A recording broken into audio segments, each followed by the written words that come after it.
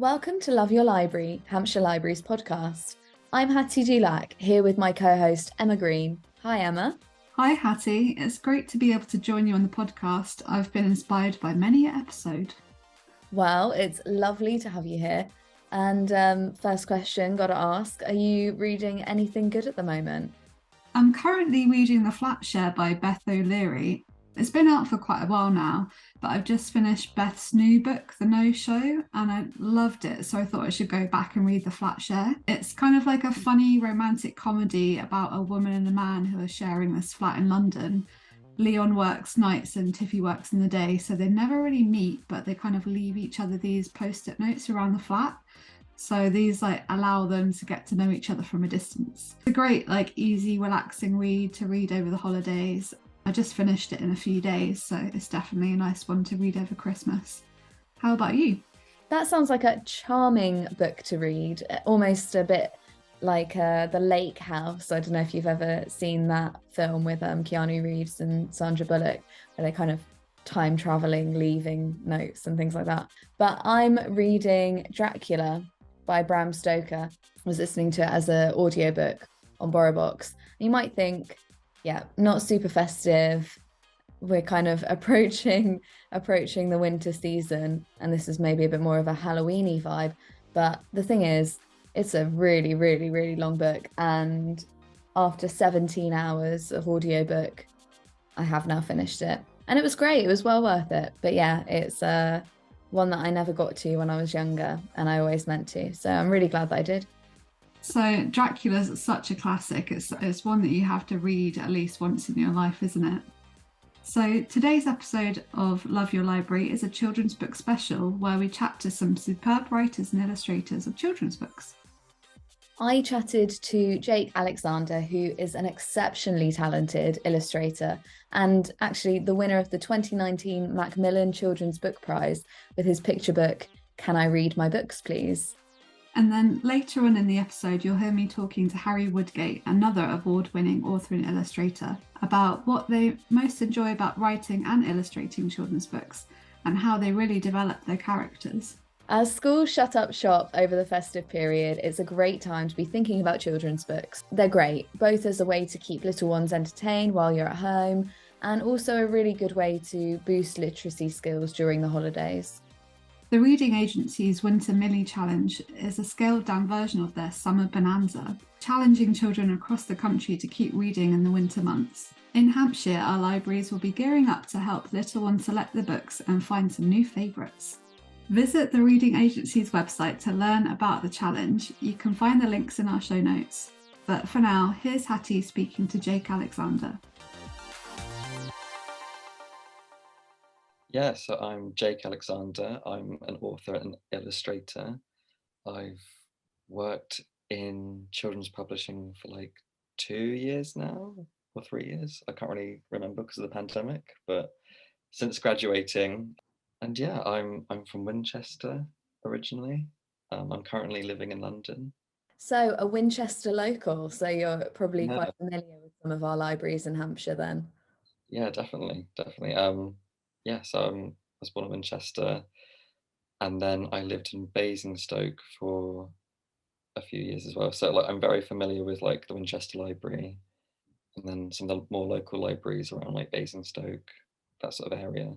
That's amazing. So as you mentioned, you're obviously author, illustrator. You've been working in children's publishing, which is quite I guess, a niche area to go into. So I wanted to ask a bit about what kind of, I guess maybe to start with, your beginnings actually. Have you always been creative, and is illustration something that was always a path for you, or is that something that emerged later? I think it's something that sort of emerged later. I was really interested in English and history sort of during school, and then during secondary school I always loved to draw, but I really got into art. So I took that forward, and then I did a foundation at Arts University Bournemouth, because I was still trying to figure out what sort of creative field to go into, because initially I thought I was going to do fine art. And then speaking to some tutors there, they're like, the stuff you're interested in, the stuff you want to go into, it'd actually be better to do illustration. And so like there's like different pathways in the foundation, and then yeah, doing that I really enjoyed it. Went on to the degree. Thing is, I didn't really think my work was suited for children's books at all. Mm. I didn't do anything like children's book related until the final project of third year. So it was literally like my last project. I was like, oh, okay, like I haven't done this, I'll try it. Because I'd really been sort of struggling to find like contexts for my work. And then yeah, then I submitted the project. So I just sort of went for it. And then I think I found out that I had won on hand-in for like everything. So that was like a really weird like final Yeah, final thing, yeah. that's amazing. So for our listeners, winner of the Macmillan Prize for illustration for picture books, is that right? The Macmillan Children's Book Picture Prize. That must have been amazing. Was that like such a surreal moment, for your first ever kind of foray into that to be Yeah, able it was. Especially I think the last thing I'd like won was an art competition in primary school, and I'd won a fridge magnet. So was that win a indication that actually there was so much potential in that area for you to go in career wise? Did that give you the kind of, or was it taking on the project and actually doing the work you realized that there was a real passion there?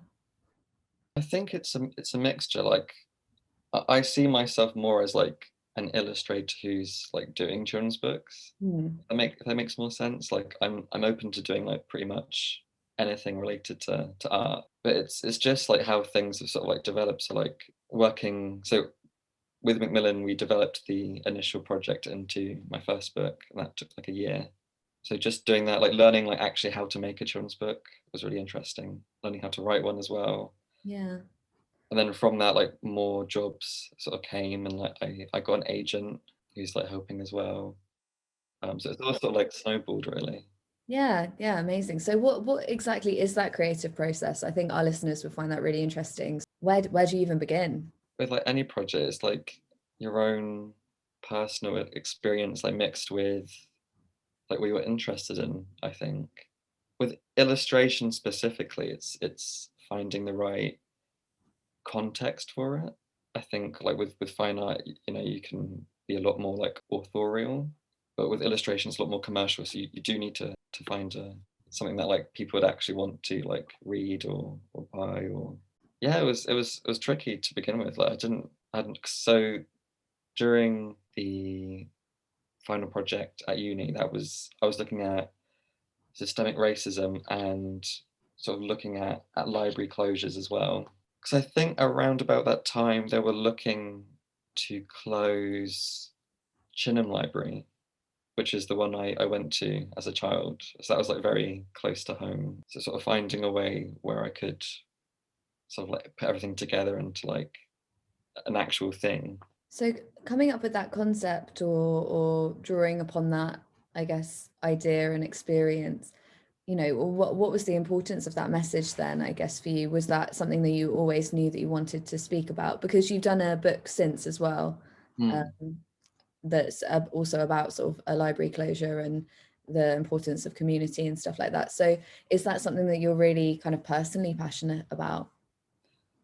Yeah, like I spent like a lot of time in the library as a child. And I think it was just like a way to sort of keep up with like the curriculum as well, because I'm dyslexic, and Hmm. we only really found that out when I went to uni. Like obviously like I struggled with like reading and writing, but like by reading so much, I think as a child it really like helped me. Just even just like reading for pleasure as well. Like I think I read a lot more than my classmates were doing. Hmm. With that kind of topic then of not just library closures, but also looking at it from that systemic racism angle, where did that idea come from? Was that something that you always knew that you wanted to do projects and work around, or was it something else?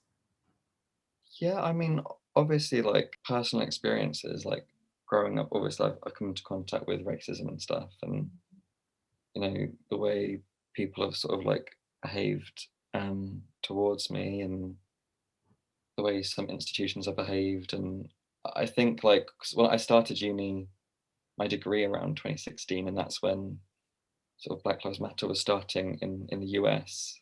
So seeing everything that was happening there, seeing everything that was happening here, it was very much like on my mind during uni. So I think that sort of like coalesced in 2019 is when my final year, and then sort of developing that project into my first book that was published. Yeah. Is talking about it to children via that visual mechanic something that throws up any unexpected challenges, or do you think that actually that kind of vessel for learning is better in that sense?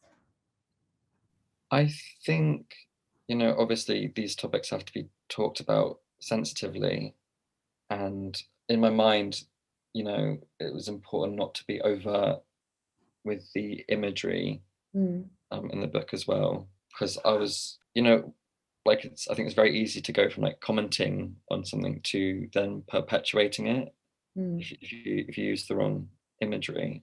And I do think it's important to talk to children about it, because obviously these are things that affect them. Like as a child, it affected me. Like I was very like cognizant of the fact that I was treated differently to some of my friends. Yeah, I think it's important. Do you find it, I suppose, challenging at all to work out what that tone of voice is then? Because it sounds like it's like you say, almost a delicate balance of not being too overt with that kind of messaging. It is speaking to this child audience in particular bring its own kind of challenges. I think that's the case for the wider publishing industry as well. I try and think of what I wanted to read as a child. I think that really helps. And I know that a lot of publishers are now using sensitivity readers, like people who are trained to help with this sort of thing. I did like a lot of research as well. Yeah. What was that like? What was that research about? The institutions and systemic racism, or was it about how to approach children with the right wording or imagery? It was a mixture of stuff, because like I knew next to nothing about children's books when I started, so like I really had to learn that side of things. So that was like reading a lot of other children's books, like theory about children's books, a lot of stuff about like the theory behind illustration. Like I was doing this at uni as well. Yeah, exactly. Studying.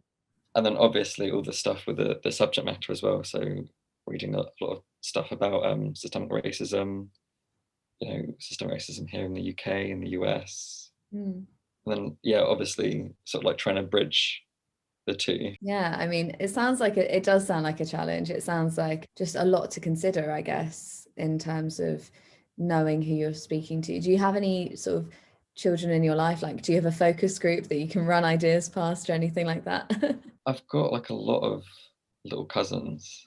Oh, do they get a sneak preview? Sometimes, yeah, like my cousin's children. I did a sort of reading for Bromley Libraries a few months ago. I think that was the first time I'd actually sort of read aloud the finished book to a group of children. Yeah. What was the response? They really liked it, and I was really nervous. I thought they were just gonna like rip it apart, but no, they really liked it. That was like a huge like confidence boost, to be honest. Like, so in the scale of success, it goes Macmillan Prize, first place, Bromley Library children. yeah, I think so. Maybe I won't tell my publisher that. That's brilliant. I think I mean that kind of feedback from kids is they're never gonna lie to you. So you might, taking that on to heart is very worth doing. So one thing that I wanted to ask is, obviously the next book, so the one following the prize winning one, is called We Want Our Book, and that is a sort of story about some siblings who get their community to kind of fight and help keep their very dear to their heart library open. So is that kind of set based on the experiences? Is it an expansion of book that won the Macmillan Prize? Yeah, it's basically like a revised and like adapted version of the original like prize-winning book. So the original book was sort of not a book, if that makes sense. Like I never envisioned it to be read by, like a wider, it was literally just for me, like my peers, the tutors, and then the judges basically. Yeah. I never thought it'd be like an actual read thing. So I was still working out a lot of different stuff. And then when I won the prize, and then Two Hoots were like, oh, we will, option this, like we'll develop it with you. Wow. I then had to like really like figure out, okay, how do I do this? I don't know. So that Real learning curve. yeah, it was, and it took a while. Like luckily, like my editor Helen Weir was really patient. I Mm. worked with like a really amazing designer, Joe Spooner, and it was a very like collaborative sort of process of like over a year, like really like figuring out how to like make a children's book. That's wonderful, though. I mean, and I guess our listeners might think that, books with fewer words in are easier to develop. But from the sounds of it, taking a year to make it perfect and get it right, it sounds well worth all the effort, but also probably a lot more challenging than people think, because there's Yeah. a lot to consider about, I guess, layouts and visuals and things like that. Yeah, because the first book had like hardly any text in it. Then like the first sort of drafts were like, okay, we need to add like loads of text to sort of describe what's happening. So it was like paragraphs and paragraphs. And then I was getting worried because then there was like no space in the page for illustrations, and then sort of like a back and forth. And like I think there's like hardly any text in the final book. I think it's like only like 50, 60 words. Yeah. So like that was very difficult. So like narrowing down like how do you tell a story in like such a little. Yeah. Yeah. You could tweet your book. I could tweet my book. So, and that's actually a really good question. So presumably children's picture books aren't something that you're a personal reader of much. I am now. Yeah. I read a lot of children's books now. Any favorites? Any favorites? My favorites. I love all of John Classen's work, Laura Carlin, Dappardiola, like all the work that he's done with Nathan Byron. Emily Hughes is another one. Yeah. Do you get to hang out much with other children's authors? Yes and no, if that makes sense. I feel like illustration. I'm speaking as just like an illustrator now. Like illustration can be like very solitary, unless you have a studio space with other illustrators, and that's something I'm hoping to do in the future. Most of my friends are in the arts, so a lot of them are illustrators, authors. So in that sense, it's good. I can bounce ideas off them, and like I do sort of speak to other authors and illustrators online like, every now and again. I do bump into people in like events and stuff. Yeah. But no, it'd be really nice to meet up more and like sort of pick their brains. Yeah, definitely. Seems like such a creative, that you have to be extra creative when you're doing things for children, because their imaginations are just so much more expansive, I suppose, which is Just better.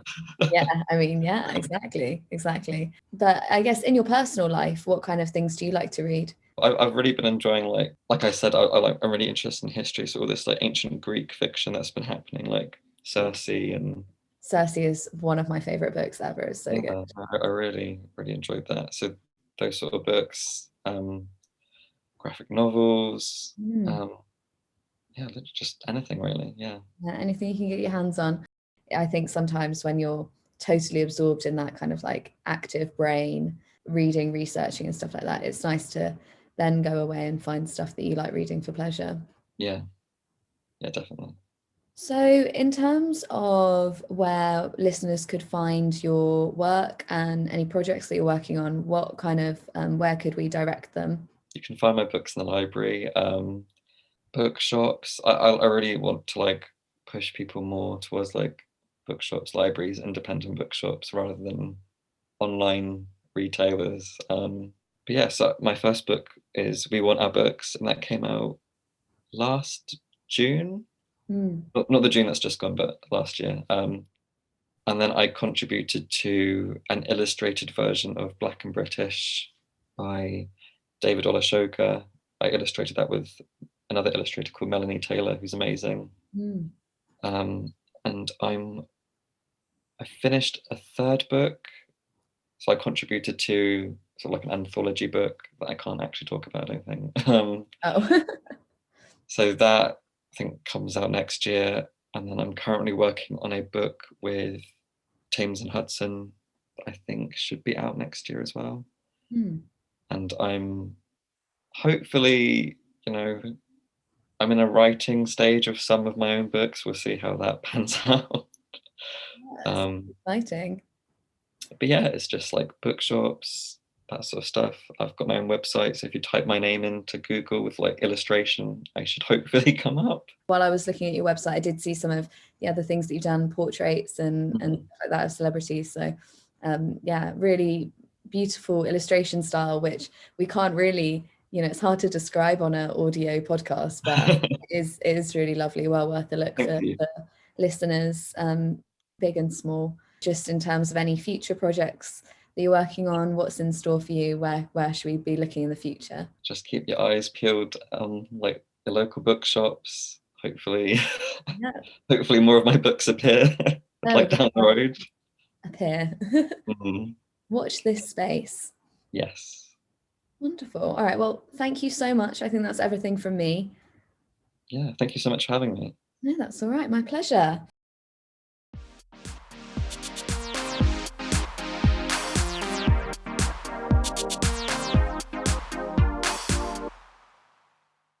Oh, I really enjoyed speaking with Jake. It's always so interesting to ask where writers get their inspiration from. And I find that even more so when illustration comes into the mix, because there's just so many sources for that inspiration kind of flying around. Such a skill to do both.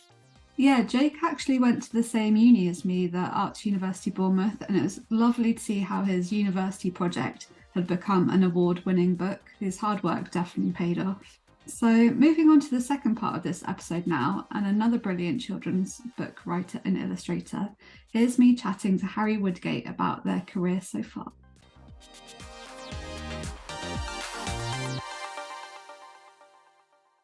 So hi Harry, I met you actually at the Bologna Children's Book Fair in 2019. For anyone that doesn't know, this is a huge event that brings together authors and illustrators and publishers from the children's book industry from all around the world. So there's like talks, meetings, and loads of beautiful artwork from the children's book industry. So I think you were showing your portfolio in your book, Grandad's Camper, to publishers. Yeah. Were we both in one of the queues for the portfolio reviews? Yeah, I think so, for one of the publishers. Because I distinctly remember being in the queue for, I think it was the Tate Publishing portfolio review, and I distinctly remember sitting there for about 3 or 4 hours. I think it might have even been more. Yeah, I think we're there for so many illustrators waiting to be seen. So how did you get into writing and illustrating children's books? So I believe you did an illustration degree. Have you always enjoyed art and illustration? Yeah, so I think I've always been into drawing since I was very, very young. I've always been very into books as well. I was a voracious reader when I was at primary school and then all the way through secondary. So all of it's always been an interest. And although there was a sort of period of time, like when I was doing GCSEs, that I was like, maybe I'll try and be something more like professional in inverted commas, like, I don't know, like a psychologist or an architect or something. And I quickly realized I couldn't really do the maths for it, and went straight back to the art instead, which was the right decision. I'm very glad I did. Yeah, definitely. So your book Grandad's Camper has now won the Waterstones Children's Book Prize for the Best Illustrated Book of 2022, which I think is amazing, seeing it from like originally taking it to the publishers to now winning an award. It just shows like there's such an amazing journey. Could you tell the listeners a little bit about like the storyline of Grandad's Camper? Yeah, firstly, thank you very much. It is a bit amazing to sort of see how much it changed from that version of the book that I first showed to publishers. It was very, very bad compared to what we ended up with, but that's the way, I guess. So yeah, the story is about a little girl called Millie who really loves going to visit her granddad over the summer holidays. Her granddad lives in a little village by the sea, and his cottage is full of lots of interesting things from his travels. But the thing that Millie loves to do most is to listen to all of Grandad's stories about the adventures that he went on with his late husband Gramps in their vintage camper van. Now that Gramps isn't around anymore, the camper van is looking a little bit worse for wear, and it's up to Millie to work out a way to get Grandad out and enjoying life and adventuring again and honouring those memories that he had of him and Gramps. Wow, such a lovely story. Have you got any like favourite books or authors that inspire your stories? I think I'll go picture books first. So picture books, I love Dapo Adiola's work. I think his character design is some of the best out there. The way that he portrays different emotions and creates really dynamic characters that speak to each other in the illustrations is very inspiring. I'm looking at my bookshelf now for other people. Also, I think Maisie Paradise Shearing, as well as another illustrator that I admire a lot, just for the warmth and textural qualities of her paintings and illustrations. I think there's something very inviting about those, and it's the kind of illustrative work that you can kind of get lost in, and pick out loads of different little details. I've got a copy of her version of The Happy Prince by Oscar Wilde, and I just love the cityscapes in that. It's beautiful. And then probably for slightly older fiction, so 9 to 12-year-olds, I'm gonna go LD Lipinski. They're a good friend, and their trilogy, The Strange Worlds Travel Agency, is probably my favorite trilogy of recent years. It's vibrant and inclusive and so much fun. The idea is that the travel agency contains these suitcases, and all you need to do is step inside and you get transported to a whole host of different magical worlds. And I think that's wonderful. So the weather's getting colder now, and it's coming up to Christmas, which is a massive time of year for the children's publishing industry. Do you have any like festive favorite children's books, or like a story from your childhood that really reminds you of like the festive period of Christmas? Obviously, the first ones that come to mind are the late great Raymond Briggs, Father Christmas and the Snowman are the ultimate children's Christmas picture books. Definitely the first thing that comes to mind.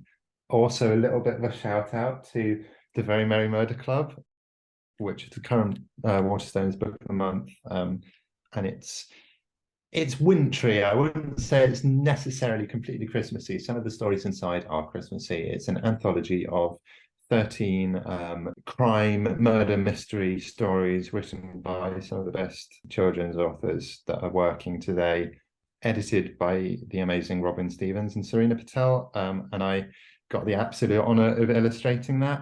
So the paperback edition is out now, and the stories are so good. They're so good. I really, really enjoyed illustrating it, and it's sure to be a good festive gift for any young detectives, I think. Well, I'll definitely check that one out. I'm so glad you mentioned the Snowman book, because we've actually got for Hampshire Countryside Service the Snowman and the Snow Dog Trail coming out at the moment. So that's featured around the book. So that's a nice little link there. So what's your relationship been like with libraries across the UK? Have you always enjoyed reading from a young age? Yeah, so my school librarian, when I was at primary school, we reconnected quite recently on Twitter, and I got to be able to say just how much it sort of meant to me to have someone there when I was very young, championing reading, championing poetry as well. I distinctly remember poetry competitions and anthologies that we made as a school. And yeah, that has been a current through every stage of my life. I think I've always sort of used libraries, and I think as communities, I think we should be doing our utmost to support them and to make sure that they remain there as the incredible resources that they are for future generations. So I'm really interested in what you enjoy most about writing and illustrating children's books as opposed to just illustrating someone else's text. Is there one or the other which you prefer? So writing and illustrating, I think is a different experience, probably writing and illustrating together versus illustrating for somebody else. I do enjoy them both for different reasons. So when I'm illustrating for somebody else, I enjoy being able to discover a world that somebody else has created for the first time and to solve that puzzle of how can I provide an extra insight and how can I build on and establish that world through a different medium. I find that very rewarding, and often the products of a writer and illustrator is more than the sum of its parts, I think. But having said that, writing and illustrating together, there is a lovely sense of total control over the world that you're building and the characters that you're creating. And if something isn't working in an illustration, you can think about, okay, well, how can I transfer this to the text? Or if the text is feeling a bit heavy. So with picture books, a lot of the story is told through the illustrations. And so there's a lot of stripping down the text just to the bare bones of what really needs to be there, what is actually telling the story, and moving some of that across into the illustrations so they work in a sort of complementary way. And I really enjoy that process as well, of being able to control both sides. Yeah, the characters in your books have like such fantastic personalities and they're really relatable, I feel. Do you have any like top tips for our listeners on like how to create an engaging character? So there are two sort of ways I think that I approach creating characters. I think the first is sort of image based, and perhaps this is sometimes a little bit surface level, but I often have characters come straight into my head, like with a costume, with the clothes that they're wearing, or with distinguishing features, things that make them feel like fun and unique, and the ways they sort of express their personality through the way they look. I think that's very important to a lot of people. It can be a very empowering thing as well.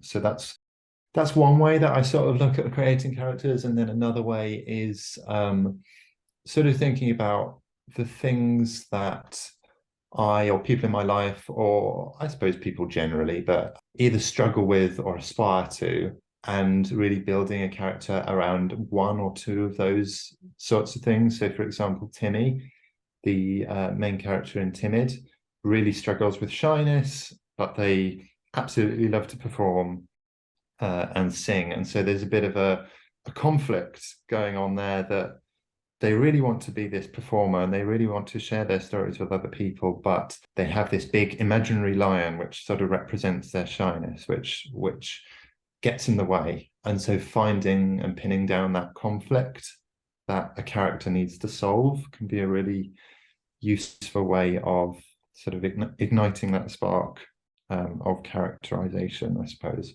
Wow, that's really interesting to hear. Do you have any like final top tips on like advice you'd give to aspiring children's book writers and illustrators, like a sentence that you think everybody should know? So I would say probably firstly, write what is important to you. A lot of people say, oh, write what you know. Other people sort of throw around the opposite and say, oh, write what's unfamiliar. I'm not convinced either of those things are quite as important as writing something that you feel is relevant and that you are truly passionate about. I hate that word as well. It just sort of feels a bit boring. But I think if you can't really like 100% get behind your story, if you don't completely believe its relevance, then you're going to find it quite difficult. And it is also, I think, a distinguishing factor in the books that do well, the books that agents and publishers go for, are the books that really have a sense of purpose. They know why they need to exist. So yeah, I think that's what I would say. Yeah, you can definitely tell when an author and illustrator is connected to their story, and it feels a lot more personal, and then it makes it a lot more relevant to other children and other people out there. So I've seen you've been hand painting some beautiful shop windows across the UK recently with your artwork from your book Timid that you've just mentioned. Have you got any other exciting projects coming out that we should look out for? Like, where should we be looking? Yeah, so I will be hopefully doing some window displays for the Very Merry Murder Club to celebrate that being Book of the Month at Waterstones. As for then future books, 2023. Yeah, so 2023 is a bit of a bumper year. I think I have 4 or 5 books coming out. The ones that have been announced are Shine Like the Stars, which is out with Anderson Press. It's written by Anna Wilson, and it's this really gorgeous lyrical exploration of the ways that we connect as individuals and communities to the natural world. It was just such a wonderful book to illustrate, and I got to do some really lovely expansive sort of cinematic landscapes, so I'm really excited for that to come out. That's out in January 2023. I've got My Small World, which is a series I'm doing with the incredible Carol Hart, which is coming out a bit later in the year. I'm not completely sure what publication date is. That's with Simon & Schuster, and it's all about creating these miniature worlds out of household materials, sort of junk modeling, and creating stories and narratives between child and caregiver. And it was just so much fun. It was so much fun. The first one is dinosaurs, and I got to make loads of little modeling clay dinosaurs and like palm trees made out of loo rolls. And there's just so much creativity in that. We all had an absolute blast. And then the final one that's been announced is Grandad's Pride, which is the sequel to Grandad's Camper, in which Millie and Grandad return to stage a pride parade in Grandad's little seaside village.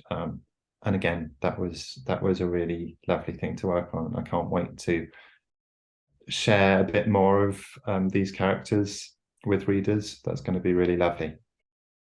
I can't wait to see the Grandad's Pride. It'll like be a little intro to like seeing Grandad's Camper from the start to seeing the sequel. It's really exciting. There's so many rainbows, be warned, and so many crowds. That was difficult to draw. We love a colourful book though. So thank you for taking the time to chat with us today, Harry. We can't wait to see more of your fantastic work on our bookshelves across the UK.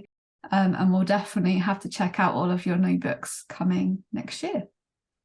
Wonderful. Thank you so much for having me. It's been really lovely.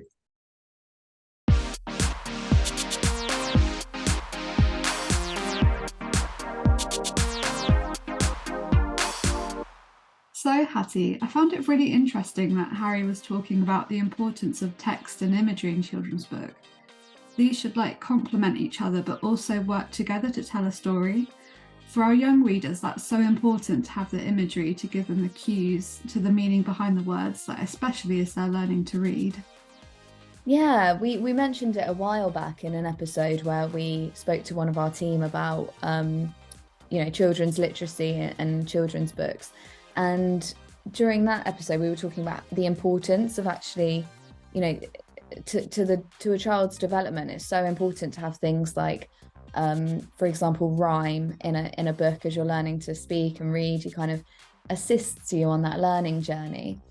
But especially with picture books, it helps you to weave all of those themes together. It helps you to bring the story to life. And for a child who's learning to love reading and learning to develop their reading skills as well, it's so important for that too.